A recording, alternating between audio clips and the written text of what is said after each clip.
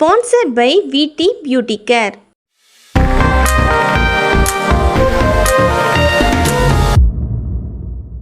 தீபாவளி பண்டிகையின் பொழுது சொந்த ஊருக்கு செல்வது என்பது உறவுகளுடன் இணைந்து கொண்டாடுவதற்கும் குடும்ப பிணைப்பை வலுப்படுத்துவதற்கும் பாரம்பரிய பழக்க வழக்கங்களை கடைபிடிப்பதற்கும் உரிய ஒரு முக்கியமான சமூக நடவடிக்கையாகும். இந்த பக்தி நிறைந்த பண்டிகை இருளுக்கு எதிராக ஒளி வெற்றி பெறுவதை குறிக்கிறது. மேலும் மக்கள் புதிய ஆடைகளை அணிந்து இனிப்பு மற்றும் விருந்துகளை உண்டு பட்டாசுகள் வெடித்து தங்களின் அன்பையும் வாழ்த்துக்களையும் பரிமாறிக்கொள்வதன் மூலம் ஒற்றுமையையும் மகிழ்ச்சியையும் கொண்டாடுகிறார்கள். ஒரு தமிழனுக்கு தீபாவளி கொண்டாட்டம் என்பது அதிகாலையில் எண்ணெய் குளியலில் தொடங்கி இரவில் பட்டாசில் வெடித்து முடிவடைகிறது.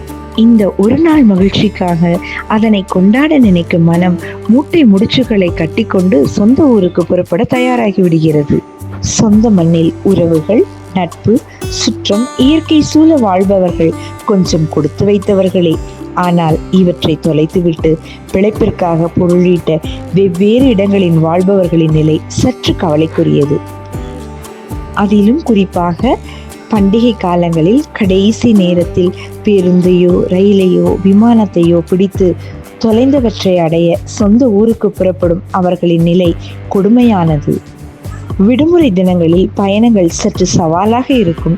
அதிலும் விடிந்தால் தீபாவளி, பொங்கல் போன்ற பண்டிகைகள் என்றால் சொல்லவே தேவையில்லை. அதெல்லாம் ஒரு புறம் இருந்தும் சொந்த பந்த உறவுகளை பார்க்கும் ஆவலும் கிடைத்த விடுமுறையில் பண்டிகைகளை கொண்டாடி தீர்க்கும் எண்ணமும் ஓரேர் உழவன் போல விரையும் மனமும் தான் அத்தகைய கடைசி நேர பண்டிகை கால பயணங்களை அழகாக்குகிறது. அது என்ன ஓரேர் உழவன் போல? இதற்கு இது போன்ற ஒரு பயண அனுபவத்தை கொண்டு சங்க இலக்கியம் குறுந்தொகையில் அழகான பாடல் ஒன்று இருக்கிறது. ஆடமை புரையும் வனர்பிற் பனைந்தோல் பேரமர் கண்ணி இருந்த ஊரே நெடுஞ்சேன் ஆரிடை அதுவே நெஞ்சே ஈரம் பட்ட செவ்வி பைம்புணர்ந்து ஓரேர் உழவன் போல் பெருவிதை புற்றென்றால் நோகோயானே. இதன் பொருள் என்னவென்றால், அசைகின்ற மூங்கிலை போன்ற அழகையும் பருத்த தோலையும் பெரிய போர் புரியும் கண்களையும் உடைய தலைவி இருக்கும் ஊர் அடைவதற்கு வெகு தொலைவில் உள்ளது. எனது நெஞ்சம் ஈரத்துடனே உழுவதற்கு ஏற்ற பக்குவத்தில் உள்ள பசுமையான நிலத்தை உடைய ஒற்றை ஏருடைய உழவனை போல மிகவும் விரைகிறது.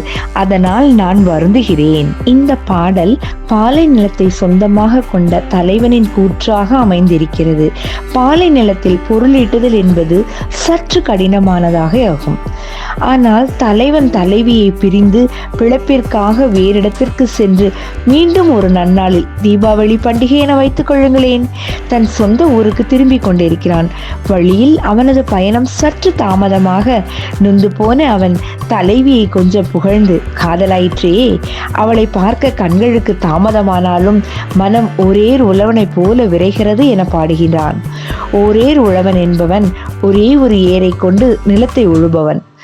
ஓர் ஏர் உழவன், அதாவது நிலம் ஈரப்பதத்தை இழப்பதற்குள் அதனை எப்படியாவது உழுது செப்பனிட வேண்டும் என்று நினைக்கும் அவன் மற்றவர்களை விட விரைவாக அதனை செய்து முடிப்பான். அத்தகைய உழவனின் மனம்தான் நீண்ட நாட்களாக தலைவியை பிரிந்த தனக்கும் தற்போது இருக்கிறது என ஓமையாக தலைவன் இந்த பாடலை பாடியிருக்கிறான். இந்த சங்க இலக்கிய பாடல் கற்பனையும் ஓமையையும் கொண்டிருந்தாலும் தற்காலத்திற்கும் அந்த கடைசி நேர பயணத்திற்கும் அழகாக பொருந்துகிறது.